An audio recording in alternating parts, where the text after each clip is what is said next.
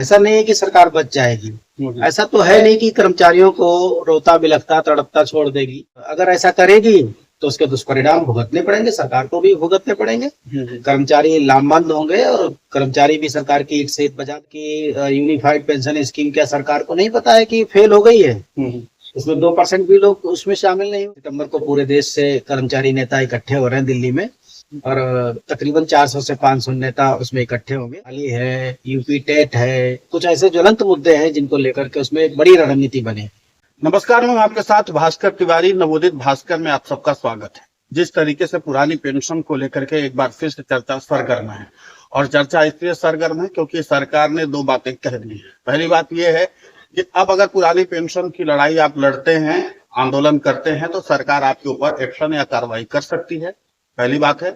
दूसरी बात यह है कि सरकार ने साफ कर दिया कोई यूनिफाइड पेंशन स्कीम में कोई सुधार करने के लिए तैयार नहीं है। यानी कि जो रही सही कसर थी, कर्मचारियों को उम्मीद थी कि सरकार आगे चल करके यूनिफाइड पेंशन स्कीम में सुधार कर सकती है, उस लिहाज से भी सरकार ने अपना रुख साफ कर दिया। ऐसे में इन विषयों को समझने के लिए पुरानी पेंशन की लंबे समय से लड़ाई लड़ रहे all India NPS employees federation के राष्ट्रीय अध्यक्ष डॉक्टर मनजीत सिंह पटेल हैं। सर, आपका बहुत बहुत स्वागत है जी। और सरकार के इन तमाम आदेशों और तमाम विषयों पर अब आप अपने चश्मे से एक बार प्रकाश डालिए। तिवारी जी, देखिए, ऐसा है ना कि सरकार जब पहले भी हम लोग जब लड़ाई लड़ रहे थे उस समय भी जब संसद का सत्र चलता था तब भी लोग पूछते थे, सवाल लगाते थे सांसद, तब भी सरकार ऐसी जवाब देती थी, ऐसा कोई प्लान नहीं है, कोई प्रपोजल अंडर कंसीडरेशन नहीं है। ये सब तत्कालिक जवाब होते हैं, अभी नहीं है। अभी आंदोलन होंगे, जब बढ़ेंगे तो सरकार को कंसीडर करना पड़ेगा। अभी आज आप फिर क्वेश्चन लगाओगे तो फिर बोलेंगे नहीं, ऐसा कोई प्रस्ताव विचाराधीन नहीं है। अभी नहीं है, करना तो पड़ेगा। ऐसा नहीं है कि सरकार बच जाएगी। ऐसा तो है नहीं कि कर्मचारियों को रोता बिलखता तड़पता छोड़ देगी। और अगर ऐसा करेगी तो उसके दुष्परिणाम भुगतने पड़ेंगे, सरकार को भी भुगतने पड़ेंगे। कर्मचारी लामबंद होंगे और कर्मचारी भी सरकार की ईट से ईट बजा देंगे। तो ये मतलब जो है कि यूनिफाइड पेंशन स्कीम क्या सरकार को नहीं पता है कि फेल हो गई है? उसमें 2% भी लोग उसमें शामिल नहीं हुए। और जिन लोगों ने दिल्ली जैसे केंद्र शासित प्रदेशों में जिन लोगों ने यूनिफाइड पेंशन स्कीम का विकल्प ले भी लिया है, 1-1 साल हो गया उनको पेंशन ही नहीं मिली। ना एनपीएस से मिली, ना उन्हें यूपीएस मिल पाई। और ऑनलाइन पोर्टल कभी खुला ही नहीं दिल्ली के लोगों के लिए। तो जो लोग जाने लायक भी थे वो भी नहीं जा पाए। सिस्टम ऐसा बनाया उन्होंने कि वो इतना मतलब जो है डिफिकल्ट सिस्टम था कि सबसे पहले तो केवल सेंट्रल गवर्नमेंट एम्प्लॉइज के लिए ही वो ऑनलाइन ओपन हुआ। और आपने इतना बड़ा प्रोजेक्ट बनाया और केंद्र शासित प्रदेश के कर्मचारी भी सेंट्रल गवर्नमेंट की पॉलिसी से ही गवर्न होते हैं, तो उनको वो चांस ही नहीं मिला। कई लोग ऐसे हैं, मेरे पास फोन आते हैं, वो रिटायर भी हो गए बेचारे, 11-11 12-12 महीने उनको हो गए रिटायर हुए, ना तो उन्हें एनपीएस से पेंशन मिल रही है और ना यूपीएस से पेंशन मिल रही है। वो मतलब कुछ तो हो सकता है ऐसे हो कि जो मतलब जो है जिनकी मतलब लाइफ ही ना बची हो, ऐसे भी केसेस हो सकते हैं। तो सरकार ने तो बड़ी आसानी से कह दिया कि ऐसा कोई प्रस्ताव विचाराधीन नहीं है। उनको तो कुछ लगता नहीं, उनके ऊपर जाके पाओ ना फटी पे वही सो का जाने पीठ पर है, तो उन्हें थोड़ी बात पता चल रही है। तो अभी हम लोग भी यूनाइट हो रहे हैं फिर से। अभी हमने 6 सितंबर को एक नेशनल लीडर्स का राष्ट्रीय समिट का टाइम दिया हुआ है। 6 सितंबर को पूरे देश से कर्मचारी नेता इकट्ठे हो रहे हैं दिल्ली में और तकरीबन 400 से 500 नेता उसमें इकट्ठे होंगे। और पुरानी पेंशन बहाली है, यूपी टेट है, कुछ ऐसे ज्वलंत मुद्दे हैं जिनको लेकर के उसमें एक बड़ी रणनीति बने। बड़ी रणनीति तो बनेगी। तो अब पुरानी पेंशन के लिए जो लड़ाई चल रही है, सरकार ने अपना रुख साफ कर दिया और सरकार जिस तरीके से इस बात का आदेश जारी कर दिया कि अगर आप लड़ाई लड़ेंगे तो आपके ऊपर कार्रवाई भी होगी, तो फिर ये कैसे निपटेंगे जब आप कार्रवाई कब नहीं होती थी? कार्रवाई तो हमेशा होती आई है। और कार्रवाई क्या, हमको फांसी पे चढ़ा देंगे क्या? कार्रवाई क्या करेंगे? हम कोई सीसीएस जो रूल्स है उसका डेविएशन थोड़ी करते हैं, उसका वायलेशन थोड़ी करते हैं। हम छुट्टी में प्रोग्राम करते हैं, अपनी छुट्टी लेकर के जाते हैं, हम अपना काम पूरा करते हैं। तो क्या करेंगे? फांसी चढ़ा देंगे। और फांसी चढ़ा देंगे अगर ऐसे ही मतलब जो है डिक्टेटरशिप करनी है तो फिर चढ़ने के लिए तैयार है, चढ़ा दो भाई फांसी पर। हम सरकार से नहीं मांगेंगे तो किससे मांगेंगे? जो सत्ता में उसी से मांगेंगे। और नहीं सुनोगे तो किससे लड़ेंगे? उसी से लड़ेंगे। तो भी तो देखिए, बड़ी सीधी सी बात है, सरकार क्या करने जा रही है क्या नहीं करने जा रही है, ये बात तो सरकार को पता होगी। हमें नहीं पता है कि सरकार क्या करने वाली है। लेकिन अगर ऐसी ऐसी कोई मतलब जो है सरकार के मन में मंशा है, तो कितनों को परेशान करेंगे, कितनों को फांसी पे चढ़ाओगे। यहाँ हजारों लोग हैं, लाखों लोग हैं जो वो तो वैसे ही फांसी पे के फंदे पे तो पहले ही झूल रहे। 12 महीने, 14 महीने, 18 महीने हो गया, उन्हें कोई पेंशन ही नहीं मिल रही। कितने लोग हैं जिनके नाम करेक्शन ही नहीं हो रहे हैं, वो जाना भी चाहे यूपीएस में तो नहीं जा सकते। और फिर जो लोग रिटायर हुए, 1000 रुपए, 1200, 300, 500 रुपए पेंशन मिल रही। अरे फांसी से तो कम पहले ही नहीं छोड़ा आपने, अब और क्या करोगे। उनके हकों की बात उठाना हमारा धर्म है, और अगर हम अपने धर्म से पीछे नहीं हट सकते हैं। हम अपने एम्प्लॉइज वेलफेयर में जो भी संभव हो सकेगा हम उसको करेंगे, उससे पीछे नहीं हटेंगे। और उसके लिए सरकार को जो करना पड़े करे सरकार। हम तैयार हैं, कोई दिक्कत नहीं, हम तैयार हैं। क्या आजादी की जब लड़ाई थी, तो अगर ऐसे लोग सोचते हैं कि हमें फांसी पे चढ़ा देंगे अंग्रेज, तो फिर देश कभी आजाद ही नहीं होता। कैसे होता आजाद? जो लोग मर गए उन्होंने थोड़ी आजादी देखी, आजादी तो उनकी आने वाली पीढ़ी ने देखी। इसीलिए आने वाली जिस पीढ़ी में हम लोग उनके कामों की वैल्यू को समझते हैं कि भगत सिंह जी ने क्या किया, गांधी जी ने क्या किया, सावरकर जी ने क्या किया, हम उनकी वैल्यू को समझते हैं। हम जो काम करेंगे हमारी अगली आने वाली पीढ़ियां समझेंगी। यही कुदरत का दस्तूर है। आम का पेड़ कोई और लगाता है, आम कोई दूसरा ही खाता है। तो ये और सरकारें करती आई हैं। अब अगर सरकारों को ठीक से काम करना है तो पहले सरकार सुने कि भाई कर्मचारी आंदोलन कर ही क्यों रहा है। आप देखो तो सही सही से कि प्रॉब्लम कहाँ पर है। जब आप देखोगे तब आप समझ पाओगे कि कितनी बड़ी प्रॉब्लम है और कब से इनजस्टिस हो रहा है हमारे साथ। तो वो जब देखेंगे तो डेफिनेटली ऐसी कोई बातें जो आज आ रही निकल करके सामने नहीं आएंगी, बल्कि फिर सरकार कुछ फेवर में कुछ अच्छे स्टेप भी उठाएगी। सर, अब एक चीज और है, जो ये आंदोलन की आप बात है कि यूनाइट होंगे, अब 6 सितंबर को है, आपने अगस्त क्रांति की भी बात की थी। अब मेरा सवाल यहाँ से निकलता है, ये आंदोलन की रूपरेखा क्या होगी, कितने व्यापकता के साथ आप इस पर उतरने वाले हैं। और इस बार सरकार है, क्योंकि एक चीज तो है कि जब आप आंदोलन करते हैं तो सरकार अपने दरवाजे खोलती है और आपको बुलाती भी है, चर्चा भी करती है।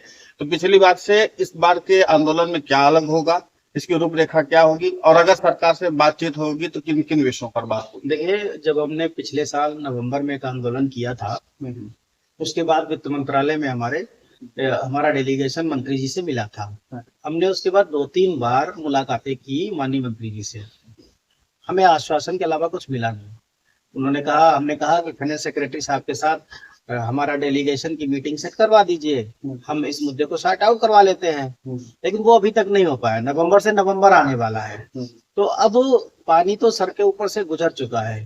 तो अभी हम लोग पूरे देश के कर्मचारी नेताओं को बुला रहे हैं दिल्ली में, बिना किसी बैनर के, बिना किसी टैग लाइन के, बिना किसी नेतृत्व के। जब अंग्रेजों भारत छोड़ो जैसा एक आंदोलन हुआ था, अगर आपको याद हो, नेतृत्व विहीन आंदोलन था। तो कर्मचारियों का भी ये जीवन मरण का प्रश्न है, पेंशन। तो अब चाहे नेतृत्व विहीन आंदोलन करना पड़े, लेकिन एक बड़ा आंदोलन होगा जो जंतर मंतर पर लाखों लोग दिखाई पड़ेंगे। एक ऐसा आंदोलन होगा, तब सरकार को समझ में आएगा कि कहीं ऐसा तो नहीं 1974 और 1975 की क्रांति यहाँ दोबारा से शुरू हो जाए। तो वो करने का प्लान बन रहा है, और हमें भरोसा है कि इस बार 400-500 के आसपास पूरे देश से नेता इकट्ठा होंगे यहाँ पर, और एक बड़ी रणनीति बनेगी। और वो कभी भी उस आंदोलन की डेट आ सकती है सामने।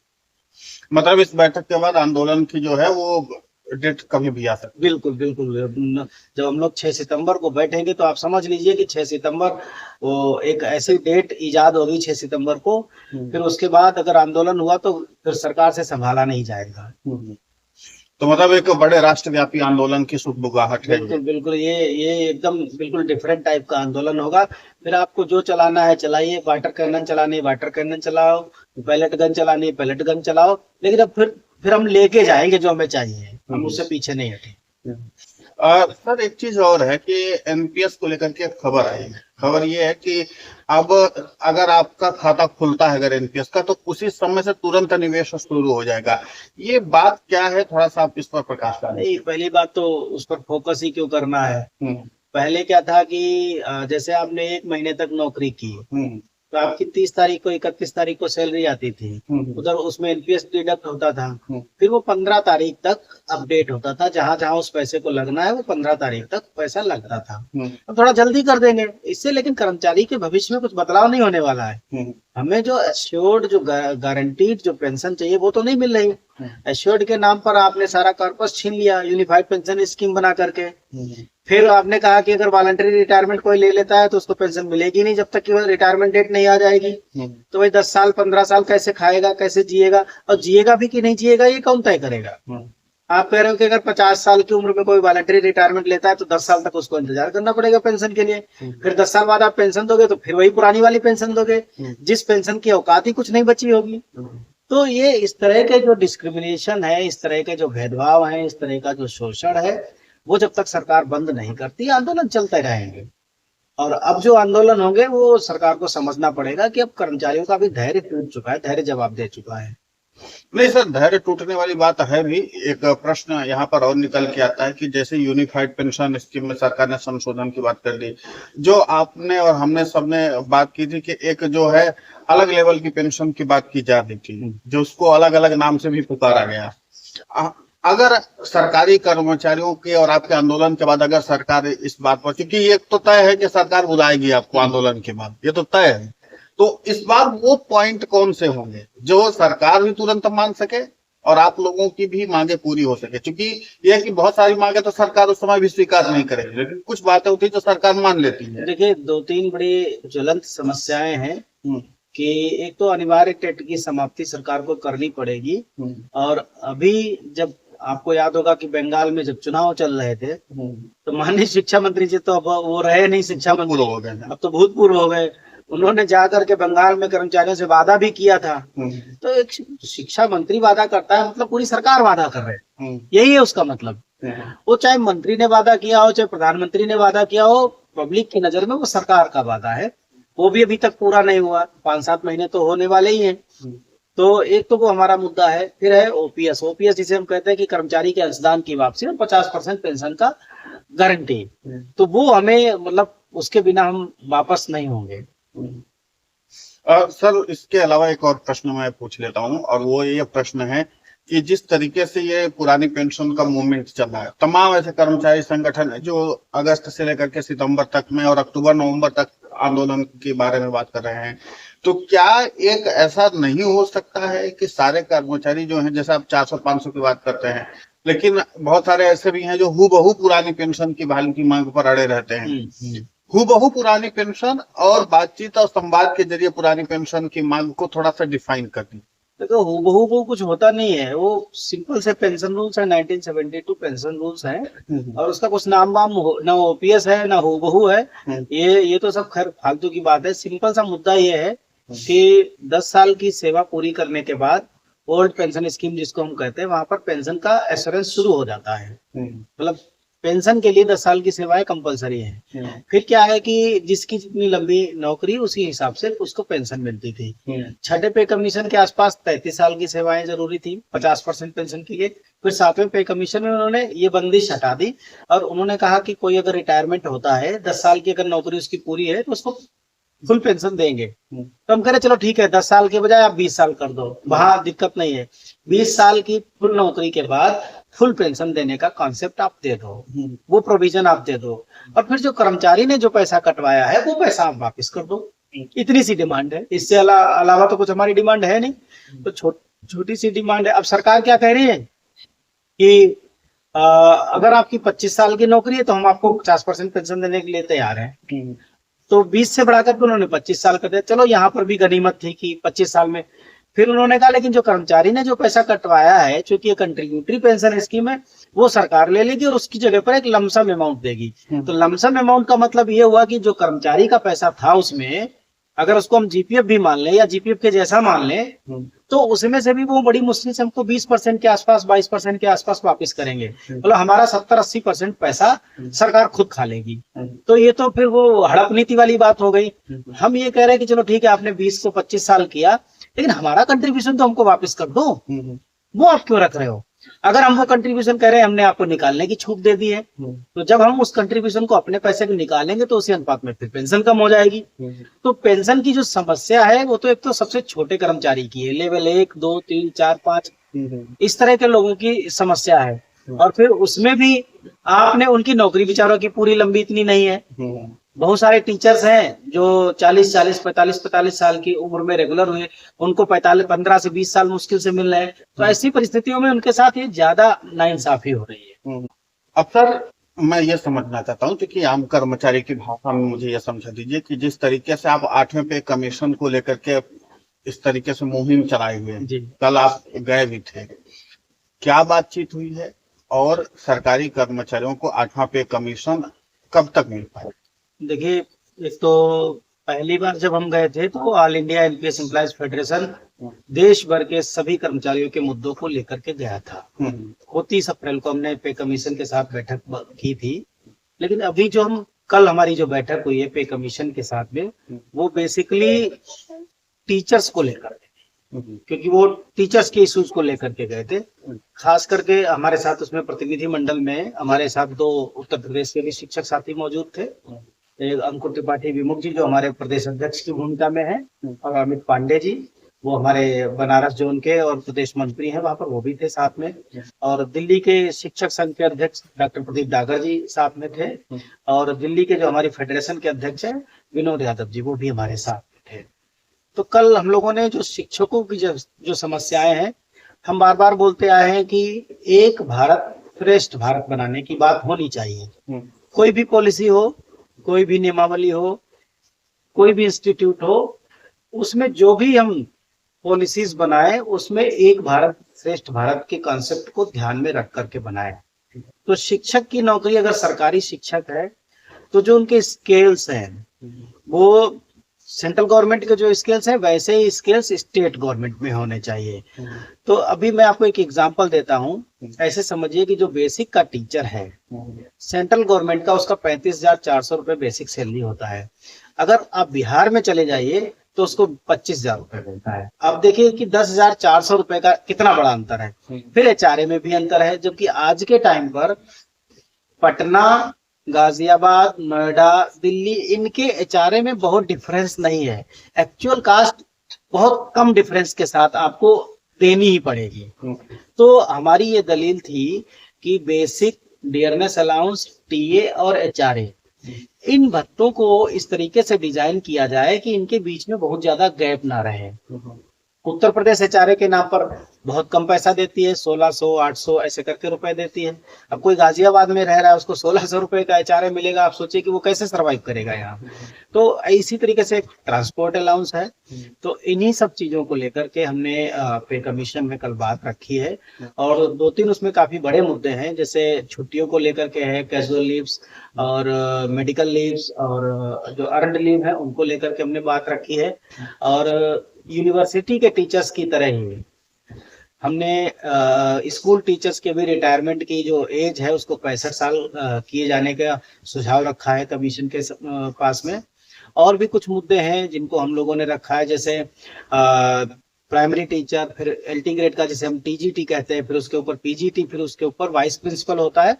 वाइस प्रिंसिपल सेंट्रल गवर्नमेंट में या दिल्ली सरकार के जो वाइस प्रिंसिपल हैं वो 5400 ग्रेड पे में आते हैं, जबकि प्रिंसिपल जो है वो 7600 ग्रेड पे, बीच में 6600 का ग्रेड पे वो एक मिसिंग है। तो हमने एक वहां पर एक दलील रखी है कि जो वाइस प्रिंसिपल है उसको 5400 से अपग्रेड करके 6600 पे किया जाए, और जो वाइस प्रिंसिपल का जो अपग्रेडेशन हो जाएगा तो 5400 की पोस्ट पर एक नई पोस्ट क्रिएट की जाए, उसको हेड ऑफ द सब्जेक्ट कहा जाए। इससे क्या होगा कि हर स्कूल में 4-4, 5-5 सीट एक तो वैकेंट हो जाएंगी, नई क्रिएट हो जाएंगी। उससे जो पोस्ट ग्रेजुएट टीचर या जो लेक्चरर्स हैं उनका प्रमोशन आसानी से हो सकेगा, और जो टीजीटीज हैं उनका भी प्रमोशन ऊपर की तरफ आसानी से हो जाएगा। तो ऐसे कुछ सुझाव रखे हैं। एक सुझाव ये भी रखा है कि दिल्ली में जो लोग काम कर रहे हैं उन्हें डीजीएचएस यानी Delhi government employees health scheme के बेनिफिट मिलते हैं। हमने ये कहा है कि उसको कैशलेस किया जाए, और दिल्ली के लोग, क्योंकि बहुत सारे बाहर से लोग आकर के यहाँ नौकरी करते हैं, हरियाणा के लोग हैं, यूपी के हैं, बिहार से है, महाराष्ट्र के भी हैं, उधर हिमाचल के भी हैं, राजस्थान के भी हैं। हमने ये भी एक सुझाव रखा है कि जब ये लोग रिटायरमेंट के बाद जो है वापस अगर अपने घर होम टाउन जाना चाहे तो इनको डीजीएचएस की जगह सीजीएचएस का भी एक ऑप्शन दे दिया जाए। दानिश अफसर को मिलता है, दानिश को मिलता है, आगमुट कैडर वाले हैं वो भी लेते ही हैं इस फैसिलिटी को, तो दिल्ली गवर्नमेंट के कर्मचारियों को भी मिल जाएगा, तो दिल्ली पर लोड कम हो जाएगा। लाखों लोग ऐसे हैं दिल्ली में जो केवल मेडिकल सुविधाओं के चलते दिल्ली में रुके हुए हैं, क्योंकि अगर वो गांव जाएंगे या अपने होम टाउन जाएंगे तो बहुत पैसा लगता है मेडिकल सुविधाओं पर, तो वो उन्हें मिलेगा नहीं। तो अगर सरकार ऐसा कर दे, रिटायरमेंट के बाद सीजीएचएस का ऑप्शन उनको दे दे, तो वो अपने ट्रीटमेंट अपने ही शहरों में करवा लेंगे नियर बाइज में, तो दिल्ली का लोड भी कम हो जाएगा। तो ये भी हमने एक सुझाव रखा है, कुछ और भी महत्वपूर्ण सुझाव रखे हैं। अब देखते हैं, कुछ मामलों में पॉजिटिव दिख रहे थे पे कमीशन के जो पदाधिकारी थे या जो मेंबर्स थे, लेकिन कुछ चीजों पर असहमत भी दिख रहे थे। अब देखते हैं कि क्या रखते हैं वो प्रस्ताव सरकार के पास, क्या चीजें पहुंचती हैं। आपको क्या लगता है कि 8वें पे कमीशन लागू होने में सरकारी कर्मचारियों के पेंशन और बेसिक में कुछ सुधार आएगा? क्योंकि सरकारी कर्मचारियों की मूल चिंता यही होती है। नहीं, वो तो डेफिनेटली आएगा, ना आने का तो कोई मतलब ही नहीं है तिवारी जी। देखिए, मैं बिल्कुल आपके माध्यम से, आपके चैनल के माध्यम से पूरे देश को ये बताना चाहूंगा कि देखिए, ना आने का तो कोई प्रश्न ही नहीं उठता। बदलाव होंगे और अच्छे खासे बदलाव होंगे, करने ही पड़ेंगे सरकार को। और बहुत सारे लोग मेरे कमेंट पे, मतलब मेरे वीडियोस के नीचे लिखते भी हैं, मैं उनको अगर बता दूं कि हमने एक मिनिमम से मिनिमम फिटमेंट फैक्टर दिया था कि इससे नीचे तो पॉसिबल नहीं है। बहुत सारे लोग मुझे बोलते हैं, पटेल जी आप ज्यादा बता रहे हो, 1.9 मिलेगा, 1.8 मिलेगा, ऐसे भी लोग बोलते हैं। तो मैंने उनके लिए बोला था कि 2.1 से कम पॉसिबल नहीं है और इससे ऊपर ही जाएगा। हमने अपनी डिमांड को 3.83 के साथ अपनी कंसेंट दी है, क्योंकि हमने फिटमेंट फैक्टर पर कोई डिमांड नहीं की। जब जेसीएम ने उस बात को रख दिया तो फिर उससे अलग जाने का कोई मतलब बनता ही नहीं है, तो हमने अलग से कोई फिटमेंट फैक्टर दिया ही नहीं। लेकिन हमने फिर भी कहा, जेसीएम ने पिछली बार भी बहुत ज्यादा फिटमेंट फैक्टर मांगा था, मिला नहीं था। और पिछली बार को लोग कहते हैं कि 2.57 मिला था, असल में मिला भले 2.57 हो, लेकिन उसमें 2.25 तो ऑलरेडी इंडोर्स था, क्योंकि उस समय डियरनेस अलाउंस 125% था। फिर जब आप ओवरऑल देखेंगे जाकर के, तो ओवरऑल मुश्किल से मुश्किल 14-15% का बेनिफिट लोगों को हुआ था। मैं इस बात को बार बार बोलता हूं कि जो पिछली बार जो बेनिफिट मिला था 2.57 से, उससे तो कहीं ज्यादा बेनिफिट 2.1 में ही मिल जाएगा। जो बेनिफिट 2.57 में नहीं मिला था, उससे कहीं ज्यादा बेनिफिट 2.1 से मिलेगा। मैं ये बात कह रहा हूं, लेकिन लोग है कि पब्लिक है, कई बार चीजें उनकी समझ में नहीं आती। तो अगर मिनिमम भी बदलाव होंगे तो भी हम कम से कम 50% के आसपास ओवरऑल हाइक लेंगे, ओवरऑल ग्रोथ लेंगे। सर, मेरा सीधा एक सवाल और है, क्या 8वां पे कमीशन लागू होना उत्तर प्रदेश चुनावी जीत का रास्ता साफ करेगा? बिल्कुल बिल्कुल बिल्कुल करेगा। मैं फिर मतलब बार बार इस चीज को बोलता आया हूँ कि दिल्ली के, पिछले इंटरव्यू में आपने कहा था, दिल्ली के विधानसभा चुनाव में सरकार ने ऐलान किया था, तो उत्तर प्रदेश के चुनावों से ठीक पहले सरकार को फिटमेंट फैक्टर और पे कमीशन की जो संस्तुतियां हैं या जो सुझाव हैं या जो उनके प्रपोजल्स हैं, उन पर ऐलान करना ही सरकार के पास सबसे बड़ा एक गेम चेंजर प्लान, एक ये चीज हो सकती है। और सरकार को भी इस बात को बहुत ध्यान से सुनना और समझना चाहिए कि अगर आपने इधर कर्मचारियों के मुद्दों पर बहुत सकारात्मक रुख नहीं दिखाया तो उत्तर प्रदेश में आपको बहुत नुकसान होगा। सर, उत्तर प्रदेश में जो है सबसे ज्यादा पुरानी पेंशन के लेकर के ही लड़ाई चली है, फिर जो सरकारी कर्मचारियों के अन्य मांगों के साथ वो जुड़े हुए हैं। मेरा मूल प्रश्न यहाँ से उठता है कि क्या उत्तर प्रदेश समेत इस बार समूचा भारत पुरानी पेंशन पर, जहां पर भी आप दिल्ली में आंदोलन करेंगे, मुझे लगता है इस बार आप जिस तरीके से बता रहे हैं तो रामलीला मैदान भरेंगे? नहीं, रामलीला मैदान में हम करेंगे ही नहीं, भरने की तो बात ही नहीं है। रामलीला मैदान में वो जहां पर सरकार का दिल, सरकार की आंखें हैं, वो जगह है कर्तव्य पथ, यानी जंतर मंतर से सटा हुआ। और रामलीला मैदान और उसमें 5-7 किलोमीटर की दूरी है। तो रामलीला मैदान में क्या है कि रामलीला मैदान में कुछ भी प्रोग्राम होता है उससे सरकार पे ज्यादा फर्क नहीं पड़ता। तो हमारा जो फोकस रहता है वो इसलिए जंतर मंतर रहता है कि अगर हम 50,000 आदमी जुटाएंगे तो जंतर मंतर पे जो 50,000 लोगों की भीड़ होगी वो रामलीला मैदान में 5 लाख लोग मिलकर के भी नहीं कर सकते। जो इम्पैक्ट क्रिएट होगा जंतर मंतर की जमीन से, तो हमारा फोकस जंतर मंतर, कर्तव्य पथ, ये सब रहेगा, रामलीला मैदान नहीं रहेगा। तो बिल्कुल सरकारी कर्मचारियों के पुरानी पेंशन के आंदोलन समेत 8वें पे कमीशन को लेकर के डॉक्टर मंजीत सिंह पटेल से हमने विस्तार से बातचीत की है। आपको और जो सवाल हैं पूछने के लिए वो आप सवाल पूछ सकते हैं, कमेंट बॉक्स नीचे खुला हुआ है। और इनके अलावा अगर आपको कोई और सुझाव भी हैं और आपको अगर लगता है कि हमने जो साक्षात्कार किया है वो सही था या आपको आलोचना करने का मन है, जो भी करने का मन है, कमेंट बॉक्स नीचे खुला हुआ है। आप अपने आलोचना और प्रशंसा से मुझे नवाज सकते हैं। और ये इंटरव्यू आपको कैसा लगा वो उसको भी लिख दीजिए। नमस्कार।